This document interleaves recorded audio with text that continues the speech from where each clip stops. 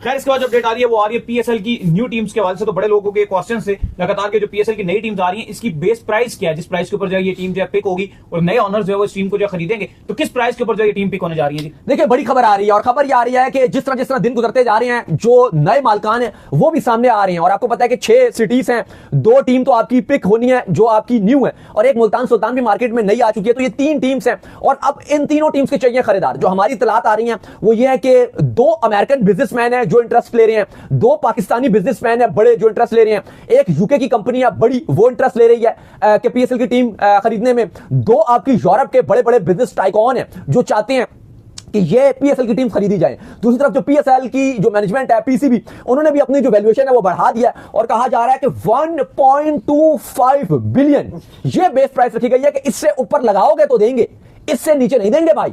1.25 billion. और बाकी अगर आप जो फ्रेंचाइज देखो जिन्होंने 10 साल के लिए ले लिए हैं, कराची, लाहौर, आपकी इस्लामाबाद, कोयटा, ये तो जल्मी, ये तो खुश हैं कि भाई इनको तो अच्छे दामों में मिल गई हैं। लेकिन अब जो न्यू वैल्यूएशन है वो काफी ज्यादा चल रही है।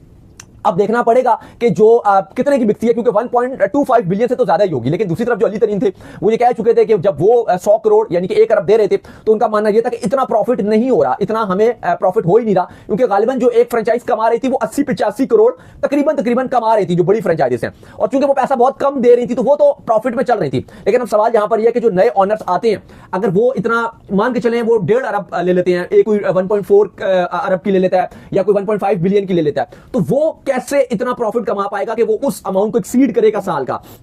क्योंकि हम अगर आईपीएल से कंपैरिजन करते हैं तो वहां पे थोड़ी सी हमें चीज डिफरेंट मिलती है। वहां पर जो बीसीसीआई है वो आईपीएल की फ्रेंचाइज की ओनरशिप दे देता है, यहां पर पीएसएल ओनरशिप नहीं देता, वो 10 साल का कॉन्ट्रैक्ट देता है कि आपका 10 साल का है। जैसे अभी हमने देखा कि आईपीएल अपनी 2 नई फ्रेंचाइजेस बेची थी, एक उन्होंने अहमदाबाद जो उनकी गुजरात थी वो एक उन्होंने बेची थी और एक उन्होंने लखनऊ की टीम बेची थी। अब वहां पर यह था आई थिंक वो 5000 या कुछ 7000 करोड़ की एक फ्रेंचाइज बिकी थी। तो उस पर उन्होंने कहा था कि आप हर साल का आप हमें जो है वो आप 500 करोड़ दोगे हर साल का, 10 साल तक आपने देने हैं किस्तों में।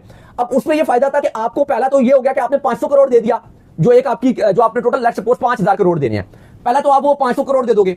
अब हर साल मीडिया राइट्स भी तो होते हैं ना, जैसे बीसीसीआई ने आईपीएल 50,000 करोड़ का बेचा हुआ था जो मीडिया राइट्स है। अब उसकी मद में जो उनको 500 या 600 चलो लेट्स सपोज करोड़ उनको प्रॉफिट हो रहा था फ्रेंचाइज को, तो वो उसने ले लिया। अब आप देखें उसने मीडिया राइट्स का वो पैसा लिया और फ्रेंचाइज का उतना ही पैसा दे दिया, तो टोटल जो खर्चा उसको पे करना था वो लगभग मुश्किल से 100 करोड़ करना था, जो वो भी वो खर्चा था जो आप कह लो कि प्लेयर्स खरीदने में जो ऑक्शन की जो प्राइस होती थी वो खाली पे करनी है। और वो भी 10 साल के बाद जब वो सारे पे कर देगा तो उसकी फ्रेंचाइज उसकी अपनी होगी और उसके बाद वो चाहे तो फ्रेंचाइज बेच दे और वो अरबों की फ्रेंचाइज बन जाती है। लेकिन यहां पर जो पीसीबी है वो इस तरह से नहीं करता। पीसीबी कहता है कि आपके पास 10 साल का कॉन्ट्रैक्ट है, 10 साल के लिए आपके 10 साल के बाद हम नई वैल्यूएशन पे